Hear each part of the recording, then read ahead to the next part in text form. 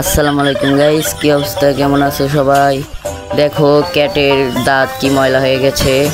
তো আজকে ব্রাশ করে দেওয়া লাগবে, শুধু খায় আর খালি ঘুমায়। তো চলো ব্রাশ করে দেই।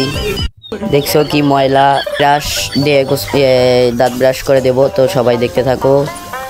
তো এই যে দেখো ব্রাশ দিয়ে দাঁত ব্রাশ করে দিতেছি ক্যাটকে। ক্যাট খালি মুখ এদিকে ওইদিকে করতেছে আর ব্রাশ দিয়ে ও হয়ে গেছে এখন দাঁত ব্রাশ।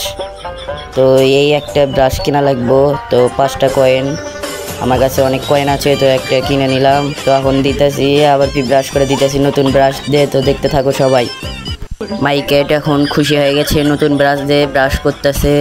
তো দাঁতগুলা খুবই চিকচিক করতেছে। তো সবাই দেখতে থাকো। তো এখন হয়ে গেছে দাঁত ব্রাশ করা। তো সবাই দেখো 9 লেভেল এখন আছে, তো এখন 10 লেভেল হয়ে গেল। তো আজ এই পর্যন্তই, সবাই সুস্থ থাকো।